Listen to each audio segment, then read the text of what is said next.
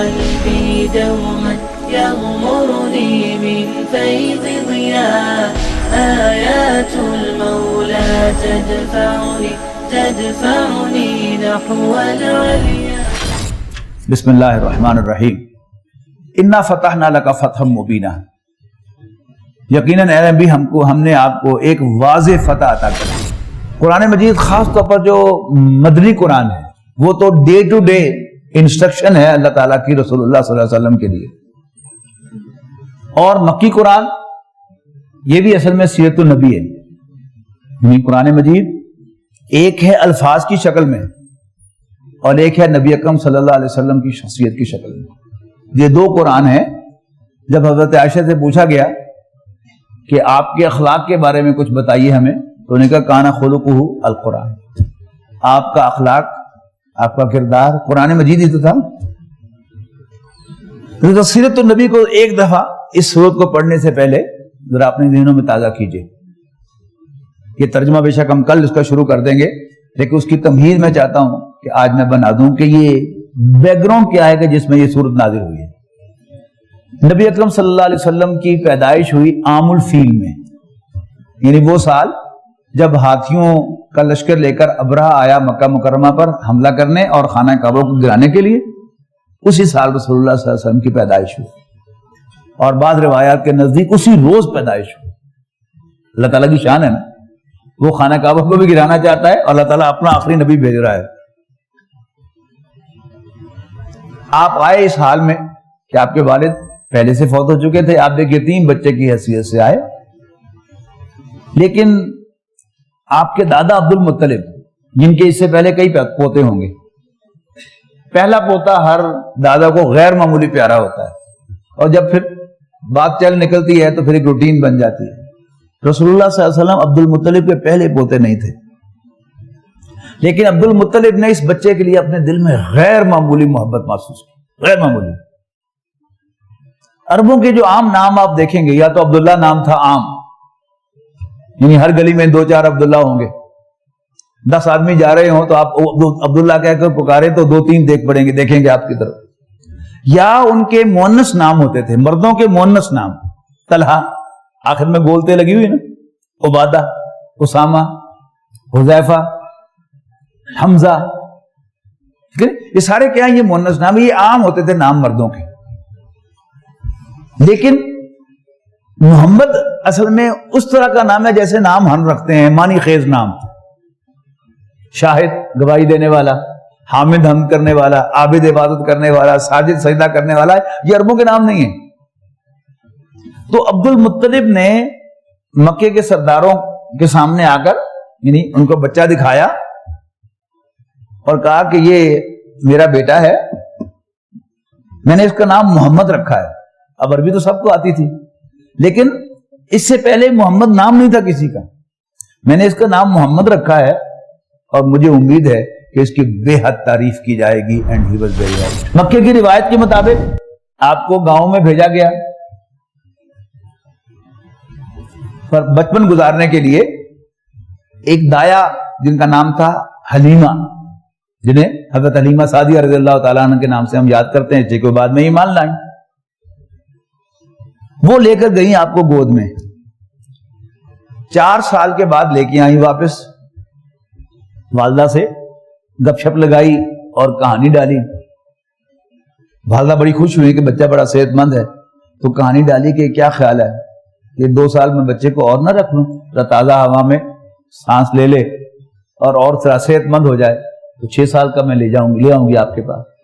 تو انہوں نے بچے کے دادا سے مشورہ کر کے 2 سال کی اور اجازت دے دی. لیکن جب آپ کی عمر 5 برس کی ہوئی تو کچھ غیر معمولی واقعات ہوئے. بچہ نے بتایا کہ ہم کھیل رہے تھے باہر, تو کچھ لوگ آئے, انہوں نے محمد کو لٹا کر ان کا سینہ چاک کیا صلی اللہ علیہ وسلم, اور دل نکال کر اس کو زمزم سے دھویا اور پھر ڈال دیا اور بند کر دیا. تو حضرت حلیمہ ڈر گئی کہ یہ بچہ کہ میرے بیٹے نے پڑ جائے, تو آ کے 5 سال کی عمر میں چھوڑ دیا. 6 سال کی عمر میں والدہ نے اجازت مانگی بچے کے دادا سے کہ کیا خیال ہے کہ بچے کو اس کی باپ کی قبر کی زیارت نہ کراؤں. میں نے کہا ٹھیک ہے. تو ایک لونڈی کو ساتھ لے کے گئیں مدینہ, اس لیے کہ وہاں مدینے میں دفن تھے وہ. کھجوریں خریدنے کے لیے آئے تھے اور وہیں انتقال ہو گیا. واپس جاتے ہوئے والدہ کا بھی انتقال ہو گیا. اللہ تعالیٰ بڑے لوگوں کو بہت آزماتا ہے. ہماری کیا آزمائش ہے؟ ہم تو محاورتاً سلور اسپون کے ساتھ پیدا ہوئے ہیں. کوئی مصیبت نہیں. ماں باپ نے پالا، جوان کیا، اسکول کالج تک فیسیں دے کے پڑھایا. ایسا کب ہوتا تھا؟ والدہ کا انتقال ہو گیا اور وہ جو کنیز لونڈی ساتھ تھی وہ بیان کرتی ہیں کہ حضور صلی اللہ علیہ وسلم اپنی والدہ کو جھنجھوڑ کے ہلاتے تھے. کہتے بولتی کیوں نہیں ماں؟ تو تصور کیجیے، باپ پہلے نہیں ہے اور ایک سفر کے دوران دادا بھی پاس نہیں ہے، ماں کو بھی لے لیا اللہ تعالیٰ نے. پھر خاندان کی روایت کے مطابق آپ دادا کی ڈائریکٹ کسٹڈی میں چلے گئے، سپرویژن میں چلے گئے. اب خانہ کعبہ کے گرد مسجد حرام میں سرداروں کی دریاں بچھی ہوتی تھی، ان کی بیٹھکیں، اور جس سردار کی بیٹھک جتنی بڑی ہے اتنا ہی وہ بڑا سردار ہے. جیسے ہمارے گاؤں کے اندر، دیہاتوں کے اندر یہ زمینداروں کے ڈیرے ہوتے ہیں نا، اور جس کا ڈیرا جو ہے وہ بڑا ہے وہ بڑا زمیندار شمار ہوتا ہے، جس میں ہر وقت کچھ لوگ جو ہیں وہ موجود رہتے ہیں. تو عبد المطلب کی دری کے گرد ان کے پوتے کھیلتے تھے بچے، لیکن کوئی بچہ جو دری پر نہیں چڑھ سکتا تھا. لیکن یہ بچہ جو تھا محمد صلی اللہ علیہ وسلم، یہ کھیلتے کھیلتے دری پر چڑھ جاتا تھا، اور ان کے کزن جو ہے وہ بھاگتے تھے اے دادا کی دری. تو دادا کہتے تھے نہیں کوئی بات نہیں اس کو آنے، یعنی غیر معمولی پیار. لیکن اللہ تعالیٰ کا کرنا کیا ہوا، 8 سال کی عمر میں دادا بھی چلے گئے. پھر ایک تایا زبیر خاندان کے سربراہ بنے، وہ کھاتے پیتے آدمی تھے لیکن جلدی ان کا انتقال ہو گیا. اور پھر ابو طالب خاندان کے سربراہ بنے، اور انہوں نے رسول اللہ صلی اللہ علیہ وسلم کی خاندان کے سربراہ کی حیثیت سے پروٹیکشن کا ادا کرتے ہیں. مالی طور پر انہیں رسول صلی اللہ علیہ وسلم کو سپورٹ نہیں کیا ابو طالب نے، یہ یاد رکھیے گا. خود بخاری کی روایت ہے کہ نبی اکرم صلی اللہ علیہ وسلم نے فرمایا کہ میں نے بہت قلیل معاوضے پر فلاں خاندان کے جانور چرائے ہیں. کہاں چرائے ہیں؟ فیصل آباد میں نہیں چرائے، مکے میں چرائے. انٹرنیٹ پہ آ رہا تھا کہ جی 49 ڈگری تک میں ٹیمپریچر جائے گا، تو ہال آ رہے تھے. تو اللہ نے مہربانی کی، بارش ہو گئی تو کچھ فرق پڑ گیا. وہاں تو نارملی ٹیمپریچر جو ہے وہ 50 ڈگری سینٹی گریڈ ہوتا ہے. اور ایک صاحب نے باقاعدہ بتایا، وہ خود موجود تھے، بلکہ انہوں نے اپنے پرس میں کٹنگ بھی رکھی ہوئی تھی سعودی گزٹ کی، کہ ایک دن مکے کا ٹیمپریچر 60 ڈگری سینٹی گریڈ بھی ہوا تھا. اندازہ لگائیے. تو وہاں پر جانور چرانا کوئی آسان کام نہیں تھا، لیکن یہ سخت ترین مشقت سے بھی رسول اللہ صلی اللہ علیہ وسلم کو گزارا گیا. جب آپ تھوڑے سے اور بڑے ہوئے تو آپ تجارت کے پیشے سے وابستہ ہوئے. آپ تاجر نہیں تھے، اس لیے کہ تاجر ہوتا ہے سرمایہ والا. آپ لوگوں کا مال لے کے جاتے تھے اور کوئی کمیشن جو ہے اس میں سے ملتا تھا یا کوئی ویج ہوتی تھی، وہ اس پر آپ کا گزارا تھا. لیکن آپ ایک تنگ دست انسان تھے، لیکن بچپن میں بھی آپ کو بہرحال انسانی ہمدردی دل میں تھی، اور آپ خدمت کرتے تھے غریبوں کی اور ضرورت مندوں کی، حاجت مندوں کی. اب چونکہ پیسے نہیں تھے، لہذا 2 چیزیں جو ہیں وہ ملتی ہیں سیرت میں، یتیموں کی سرپرستی اور بیواؤں کی خبرگیری. ان دونوں میں پیسے نہیں لگتے. ایک بوڑھی خاتون ہے، آج کی نہیں، فیصل آباد کے رہنے والی یا کراچی لاہور کے رہنے والی نہیں، جس کے پاس 2 کاریں بھی ہیں، اس کے پاس کریڈٹ کارڈز بھی ہیں، 4 بینک اکاؤنٹ بھی ہیں، اور 2 موبائل فون بھی ہیں، لینڈ لائن فون بھی ہے، اور اوبر جو ہے وہ بھی اس کے انسٹال ہوا ہے، تو ہر جگہ آ جا سکتی ہے، ہر جگہ رابطہ کر سکتی. وہ نہیں، مکے کی بوڑھی خاتون. کوئی نوجوان اگر ہر دوسرے چوتھے روز جا کے یہ پوچھتا رہے اما جی کو کام ہوئے تو دسو، ہے نا خدمت، اس میں پیسہ نہیں لگتا. اور یتیم کی اصل ضرورت کیا ہے کہ کوئی اسے ایسے گلے لگائے جیسے اگر اس کا باپ زندہ ہوتا تو گلے لگاتا، اس کا ایسے منہ چومے جیسے اگر اس کا باپ زندہ ہوتا تو اس کو پیار سے چومتا. اور اس کام میں بھی پیسے نہیں لگتے. اب جب تجارت کے پیشے سے وابستہ ہوئے تو بہت جلد، مکہ ایک چھوٹی سی بستی تھی، فیصل آباد شہر تو نہیں تھا لاکھوں کا، ہر شخص دوسرے کو جانتا تھا، بائی نیم بھی جانتا تھا، بائی کیریکٹر بھی جانتا تھا، یہ بھی پتا تھا کس خاندان سے اس کا تعلق ہے. جیسے آج بھی آپ اپنے کسی دوست کے ساتھ اس کے گاؤں میں جائیں، کوئی ایکس وائی زی من کو خاتون گزر رہی ہو تو آپ پوچھیں کہ یہ کون ہے، تو آپ کو اس کا نام بتائے گا, یہ بتائے گا کہ یہ کس خاندان کی ہے, کس کی بیوی ہے, کس کی بیٹی ہے, پھر یہ بتائے گا گجروں چو کے رائیاں چو کے راجپوتاں چو, ٹھیک ہے جی. پھر بتائے گا کہ یہ خاندان کا سٹیٹس کیا ہے, فائنینشل سٹیٹس, پہلیاں کنیاں, ڈنگر کنے, اور یہ خاندان جو ہے اس کا کریکٹر کیسا ہے, اور ایون اس بندے کا بھی کریکٹر یا اس عورت کا بھی کریکٹر آپ کو بتا دے گا. تو مکہ بھی ایک چھوٹی سی بستی تھی, every one was known to the other. تو مکے والوں کو بہت جلد پتا چلا کہ یہ ہاشمیوں کا یہ جو لڑکا ہے صلی اللہ علیہ وسلم, یہ عجیب سیلز مین ہے کہ یہ اپنا مال بیچنے کے لیے بھی جھوٹ نہیں بولتا, اور اس سے بھی بڑھ کر اپنے مال کا نقص پہلے بتاتا ہے پھر بیچتا ہے, جو پہلے کبھی کسی نے سنا نہیں تھا, لیکن اس کے باوجود نفع کما کے لاتا ہے. تو مکے میں 2 دفعہ کی بیوہ ایک خاتون تھی, ایک خاتون جو جس نے ایک شوہر سے شادی کی وہ فوت ہو گیا, دوسرے شوہر سے شادی کی وہ بھی فوت ہو گیا. تو اللہ تعالیٰ نے ٹرین کر کے رکھی ہوئی تھی اپنے نبی کے لیے, جسے پتا ہو کہ شوہر کی ضروریات کیا ہوتی ہیں اور شوہر کو خوش کیسے رکھا جاتا ہے. لیکن تھی وہ سب سے زیادہ مالدار خاتون مکے کی. انہوں نے خواہش ظاہر کی تو میرا مال لے کے جاؤ, اور ساتھ ایک غلام بھی بھیجا, apparently to assist, in fact to assess. تو آپ آئے, بہت مال کما کے آئے, نفع کما کے آئے.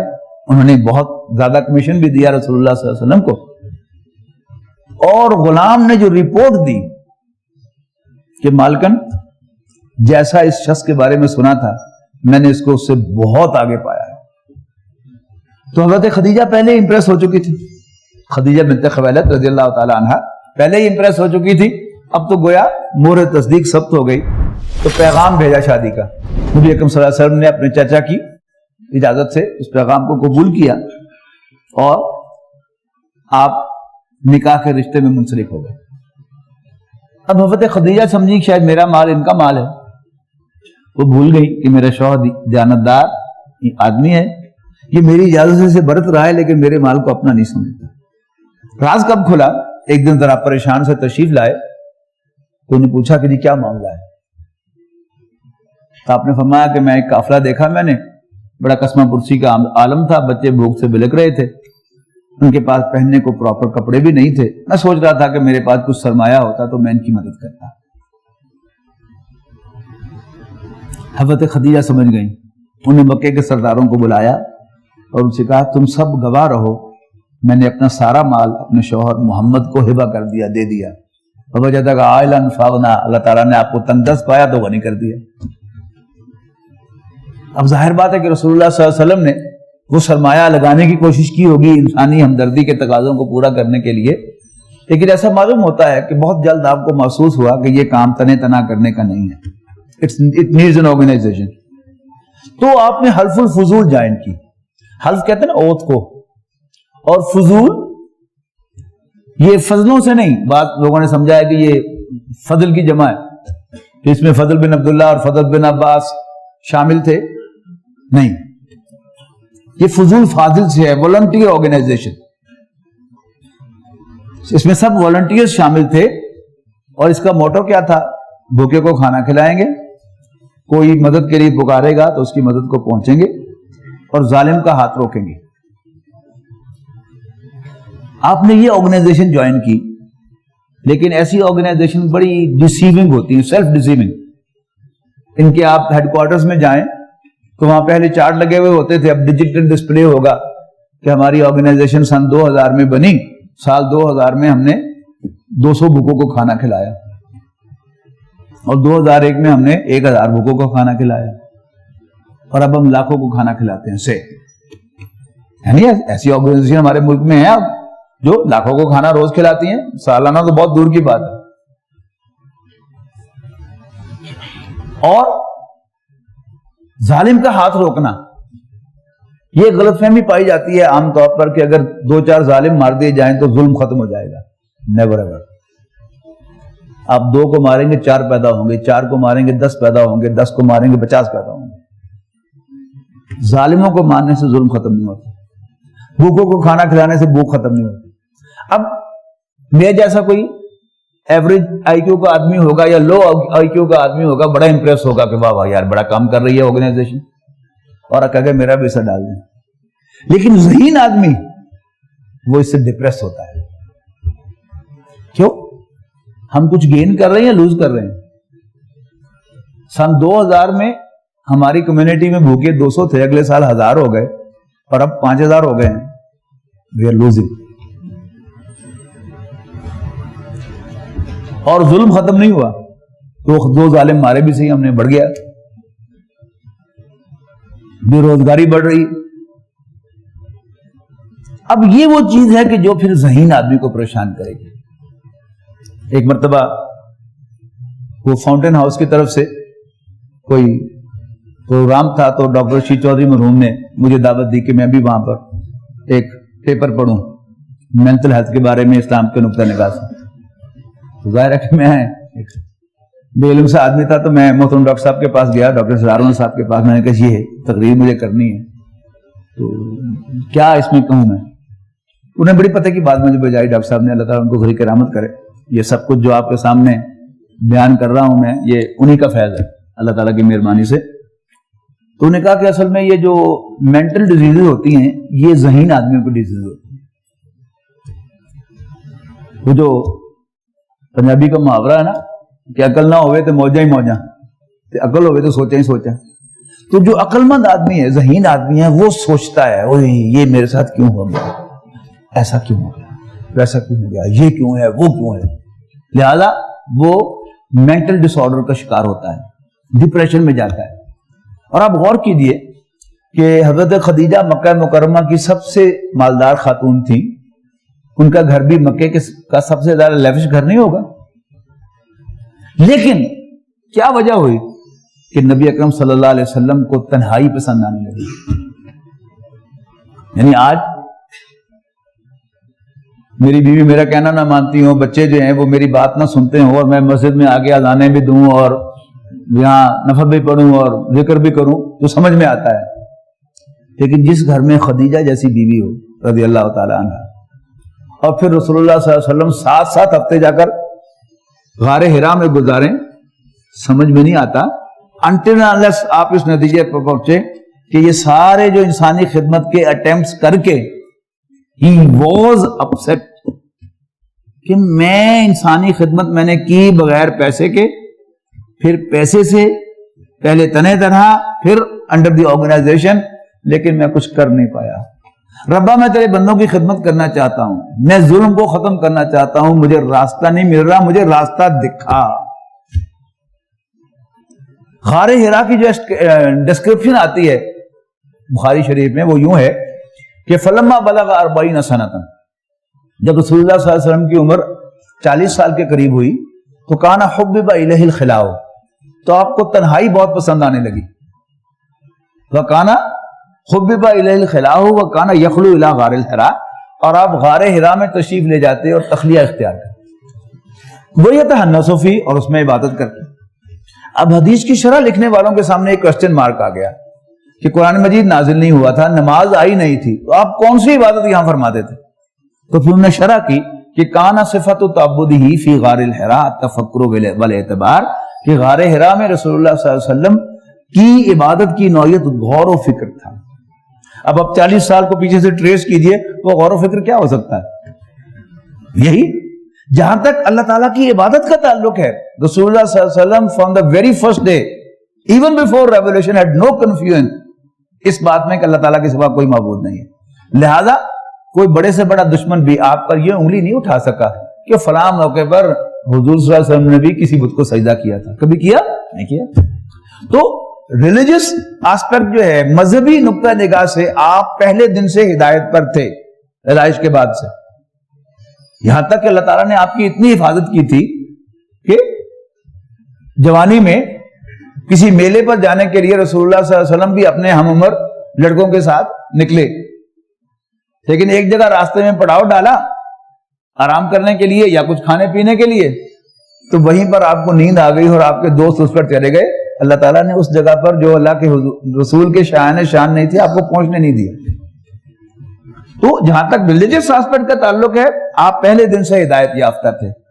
لیکن he was looking for the way, راستہ ڈھونڈ رہے تھے کہ میں انسان کے کیسے کام آؤں, ظلم کیسے ختم کروں, بھوک کیسے ختم کروں, ٹھیک ہے جی, غربت کو کیسے ختم کروں.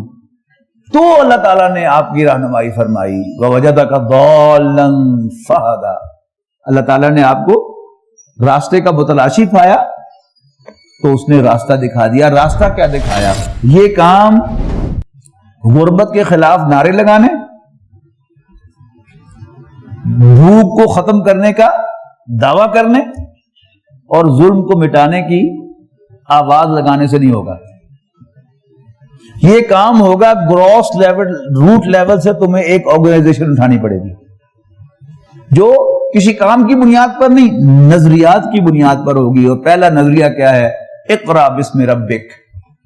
کل تفصیل سے اس پر گفتگو ہو چکی کہ مکے کے کافر اللہ تعالیٰ کو توحید کے ساتھ خالق کائنات مانتے تھے.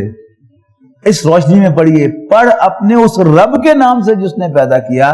تو پہلا تصور دیا, اللہ جس کو تم اپنا خالق مانتے ہو وہی تمہارا رب ہے, تمہارا آقا ہے, اور تم اس کے بندے اور غلام ہو. اس کے بعد جو ہے وہ تو میں کئی دفعہ عرض کر چکا ہوں کہ قرآن مجید بایولوجی کی کتاب نہیں ہے, ایمبریولوجی کی کتاب نہیں ہے. مکے کے سب لوگ جانتے تھے کہ سٹیجز کیا ہیں تخلیق کی. ان کی بکریاں, ان کے اونٹنیاں وہ بھی ابورٹ کرتی تھی. ارلی ابورشن میں خون نکلتا تھا, ذرا لیٹ میں جمع ہوا خون نکلتا تھا, پھر انفارمڈ, پھر فارم ماس باہر آتا تھا. یہ اسی کی طرف اشارہ ہے. اگر آپ اس میں ربک الذی خلق خلق الانسان من علق اقرا وربک الاکرم الذی علم بالقلم علم الانسان ما لم یعلم. اور دوسرا نظریہ ساتھ ہی, یعنی پہلی وحی میں 5 آیات کا ذکر ہوتا ہے, اگلی 3 آیات کا ذکر نہیں ہوتا, جبکہ حضور صلی اللہ علیہ وسلم کے ابتدائی خطبات میں ہے ہی آخرت کا ذکر. اور وہ 3 آیات کیا ہیں؟ کلا ان الانسان لیطغی, نہیں انسان سرکش ہو ہی جاتا ہے. ارآہ استغنی, اس لیے کہ اپنے آپ کو بے پرواہ دیکھتا ہے. ان الی ربک الرجع, اے انسان تجھے اپنے رب کے حضور لوٹنا ہے. یہ دوسرا تصور.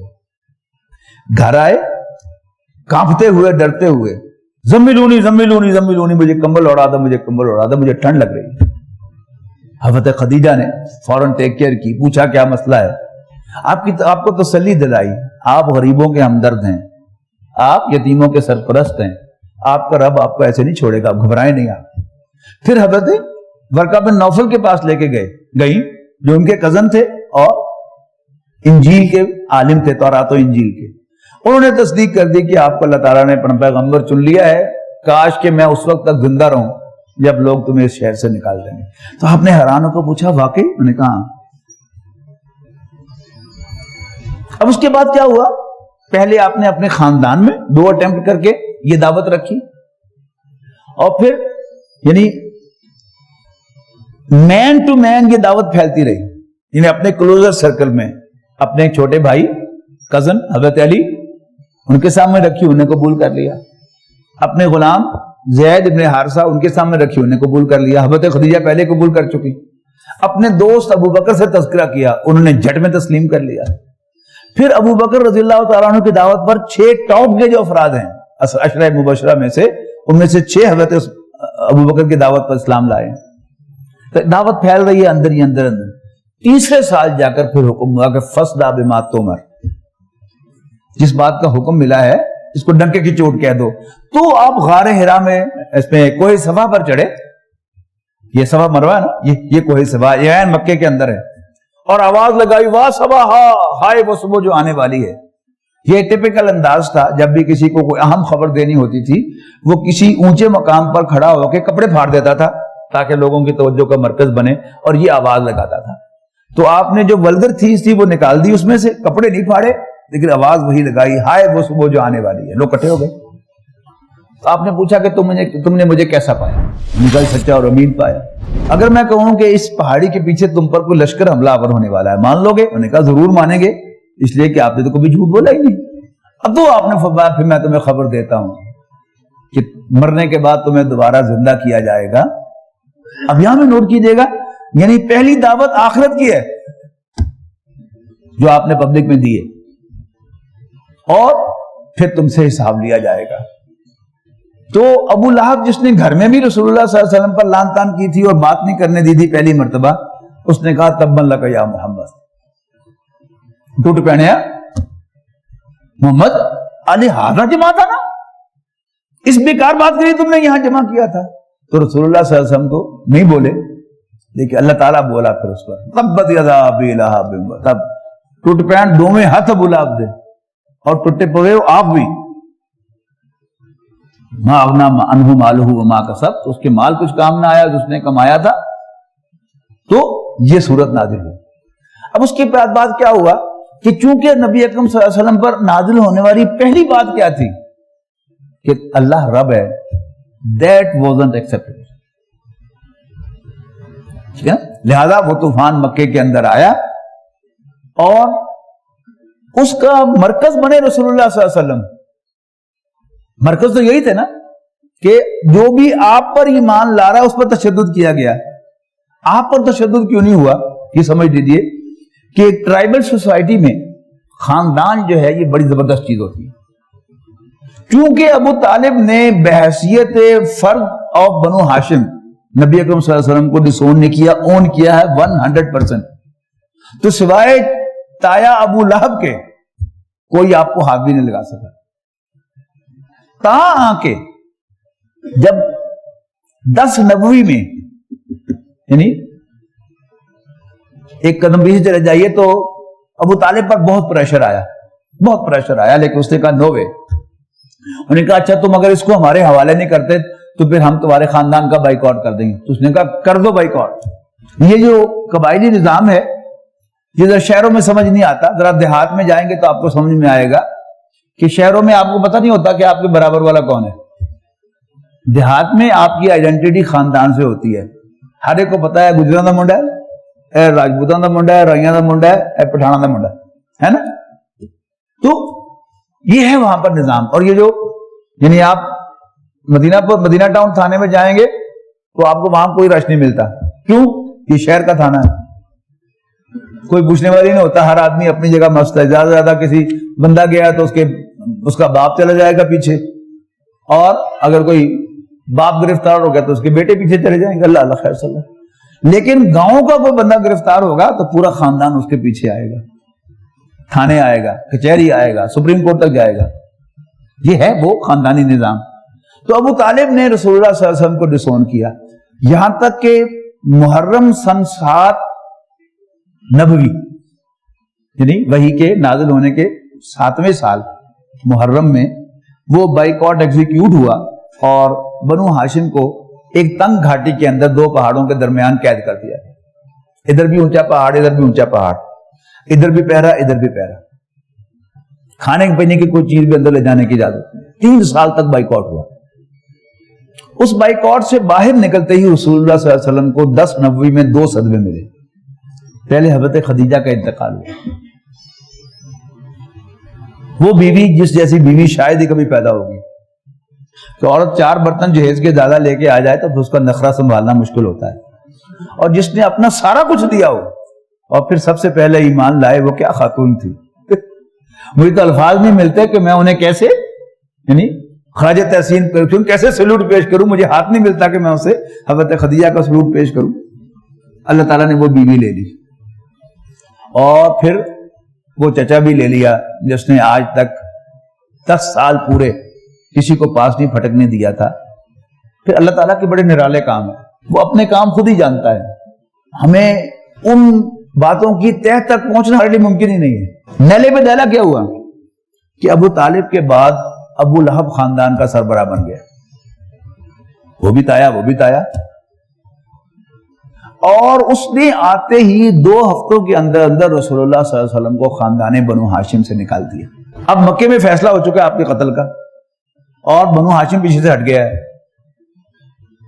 ایک محاورہ ہے، اگرچہ وہ الفاظ بڑے نامناسب ہے رسول اللہ صلی اللہ علیہ وسلم کے لیے، لیکن سمجھانے کے لیے آپ کو سمجھا رہا ہوں کہ پتنگ بازی ایک کھیل ہے جس پہ ہمارے ملک میں صوبے میں پابندی لگی ہوئی ہے، لیکن پھر بھی ہوتا ہے. اس کے کچھ نارمز ہیں کہ جب کسی پتنگ کی ڈور کسی پتنگ اڑانے والے کے ہاتھ میں ہو تو اس پر گاٹی مارنا، ٹانگا مارنا یا اچھل کے پکڑنا کیا ہے؟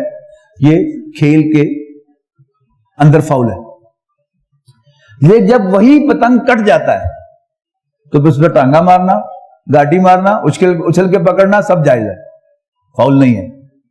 تو جب تک آپ خاندان بنو ہاشم کے ساتھ اٹیچ تھے، بنو ہاشم کے ہاتھ میں آپ کی ڈور تھی، تو کوئی آپ پر دست درازی نہیں کر سکتا تھا۔ لیکن اب کیا ہوا؟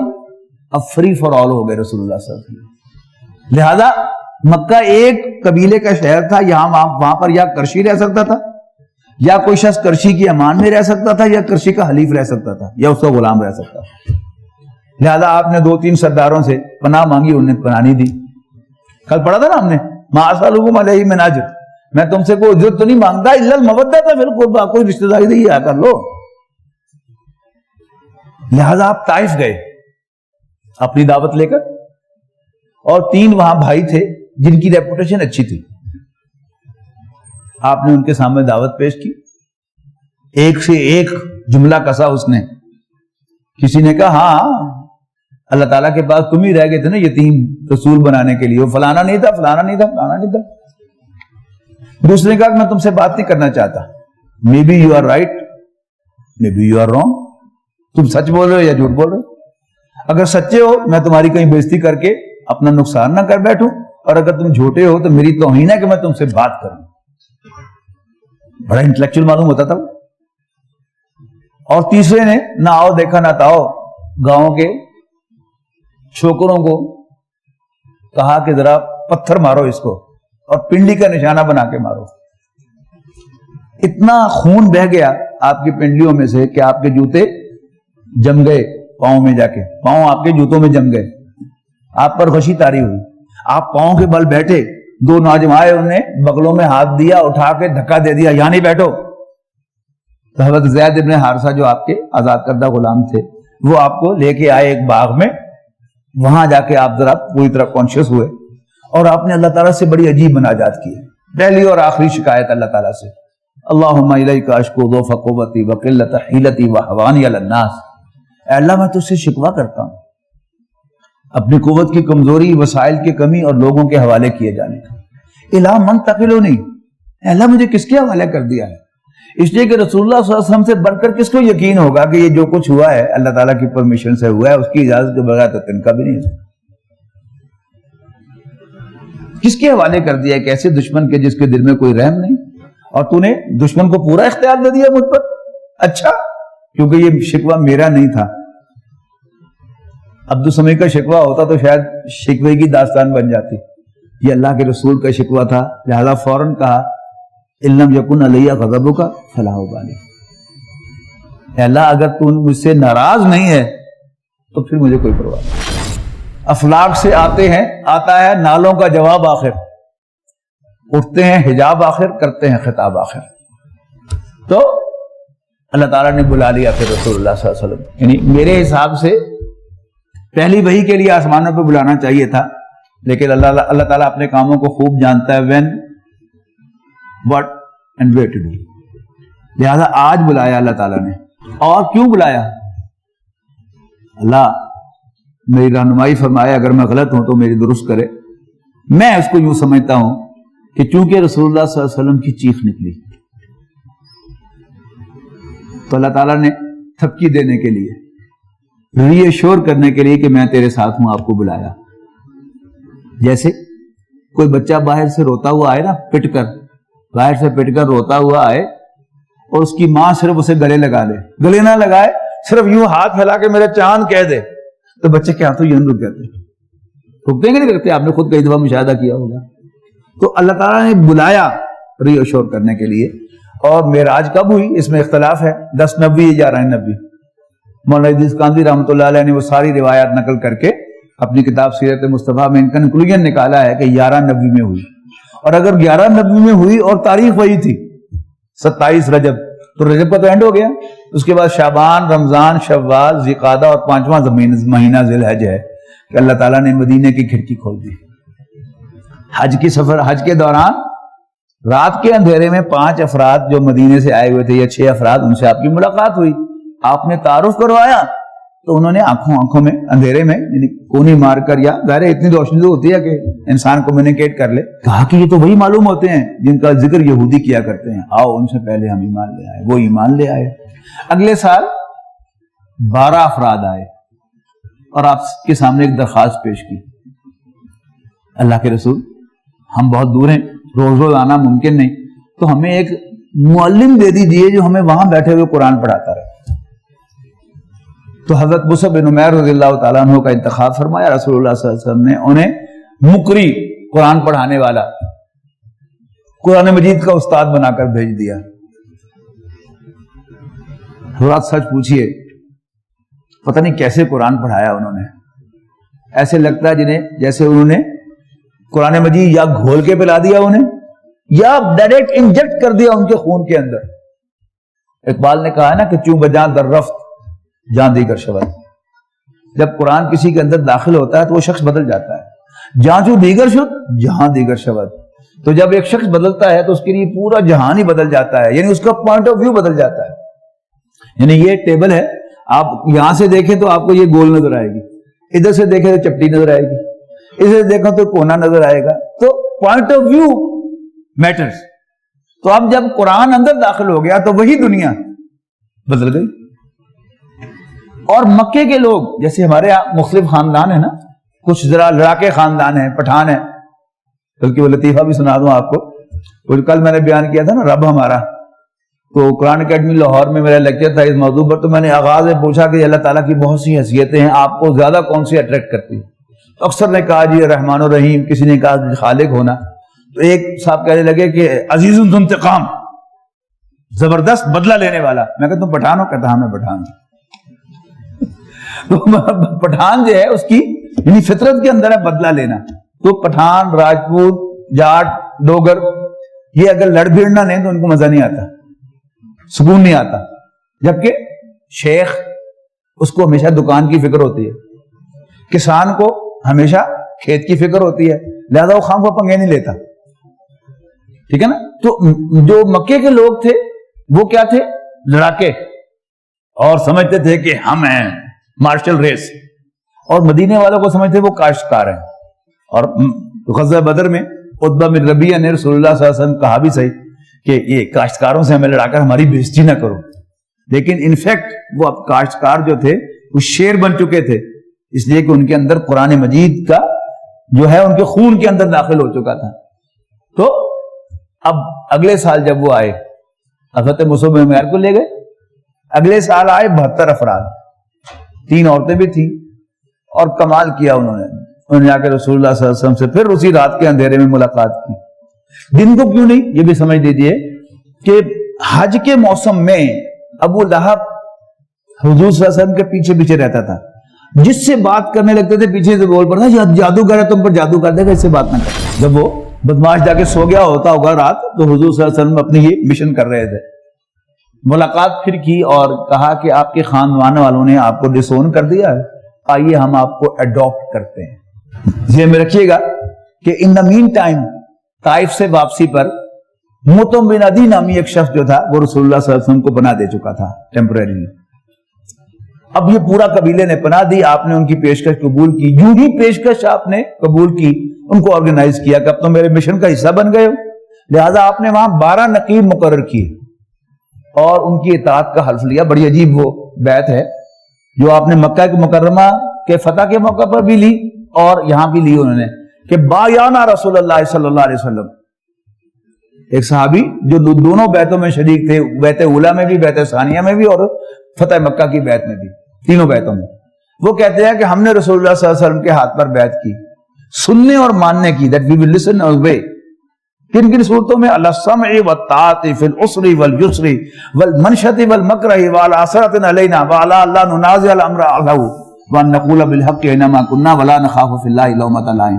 ہم نے رسول اللہ صلی اللہ علیہ وسلم کے ہاتھ پر بیعت کی سننے اور ماننے کی, خواہ مشکل ہو یا آسانی, اور موڈ ہو یا نہ ہو, خواہ ہم پر دوسروں کو ترجیح دی جائے, اور اس بات کی کہ ہم جو فیصلہ کرنے کے ذمہ دار ہیں ان سے جھگڑا نہیں کریں گے, اپنی رائے دیں گے, اور حق بات ضرور کہیں گے جہاں بھی ہوں گے, اللہ کے معاملے میں کسی ملامت کرنے والے کی ملامت تو نہیں ڈریں گے. یہ بیعت کی اور طے ہو گیا کہ نبی اکرم صلی اللہ علیہ وسلم اللہ تعالیٰ سے اجازت لے کر مدینہ موو ہوں گے، اور ربیع الاول میں نبی اکرم صلی اللہ علیہ وسلم یعنی نبوت کے 13ویں سال کے ربیع الاول میں نبی اکرم صلی اللہ علیہ وسلم مدینہ منورہ موو ہو گئے۔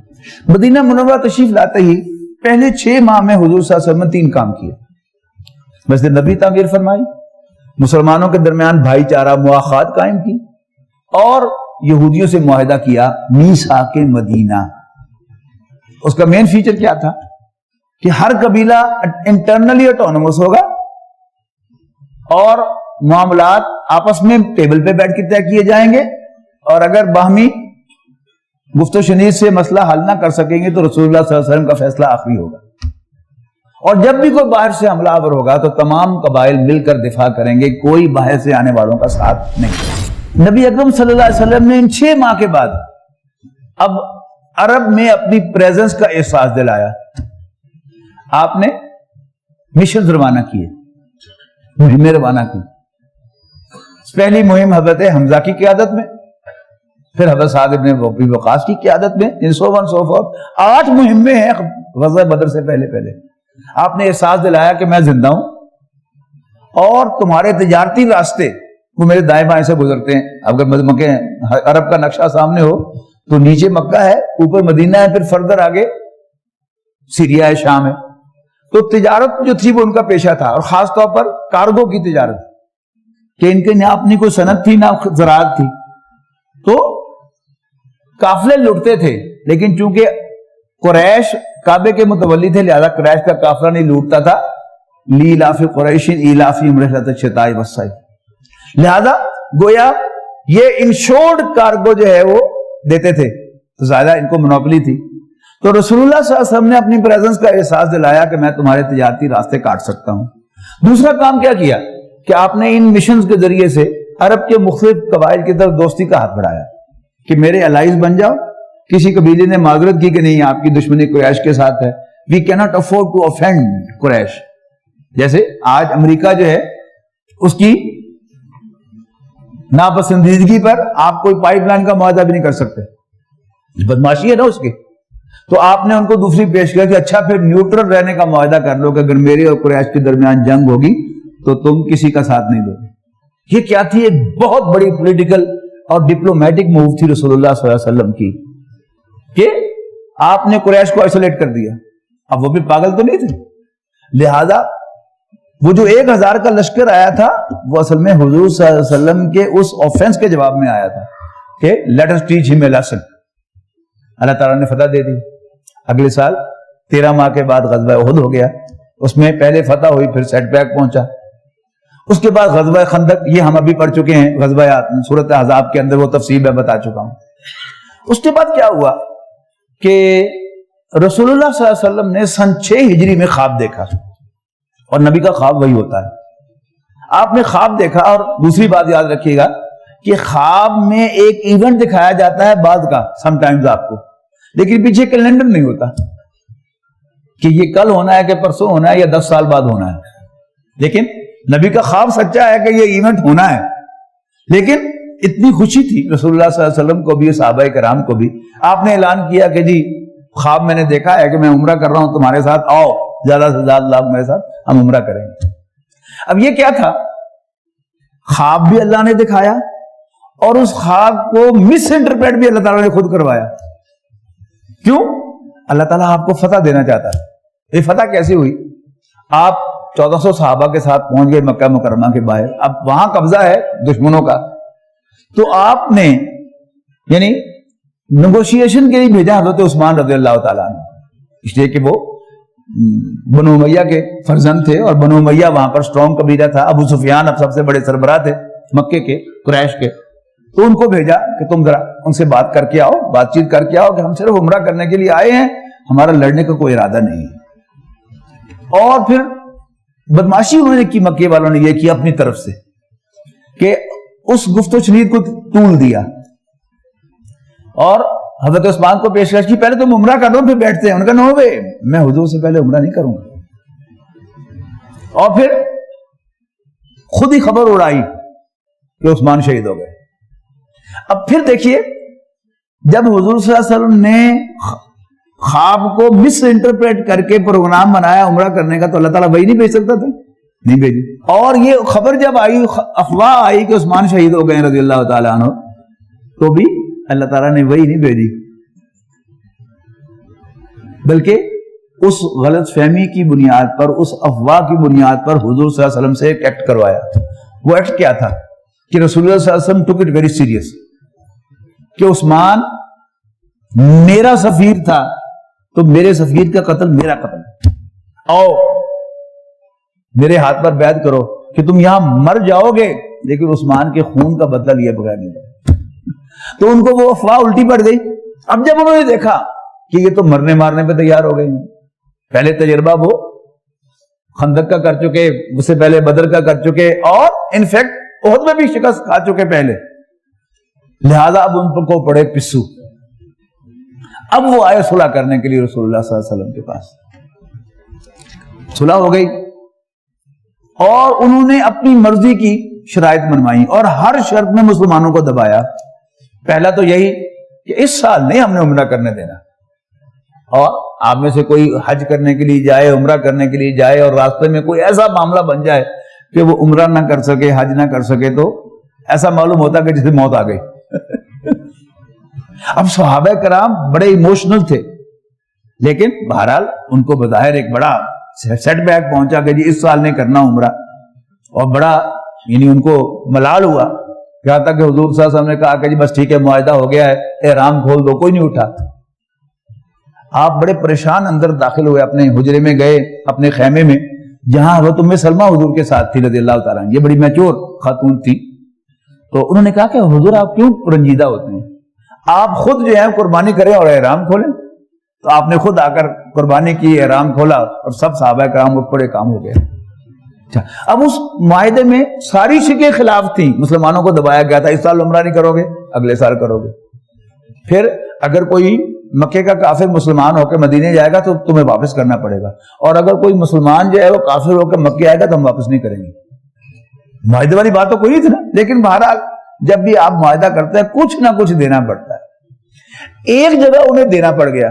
وہ کیا تھا کہ عرب کا کوئی بھی قبیلہ آزاد ہوگا، وہ چاہے تو تم سے دوستی کرے، چاہے تو ہم سے دوستی. تو عرب کا ایک قبیلہ تھا بنو بکر، وہ حلیف تھا قریش کا پہلے سے. اس کی دشمنی تھی بنو خدا کے ساتھ. بنو خدا نے بھاگ کر دوستی کر لی آگے رسول اللہ صلی اللہ علیہ وسلم کے ساتھ. تو قریش کو بڑا وٹ آیا، بھئی ہماری مجبوری تھی کہ ہم نے معاہدہ کرنا تھا، کچھ تو دینا تھا. ہم سکھائیں گے تمہیں مزہ دے کر چکھائیں گے کہ why you did it.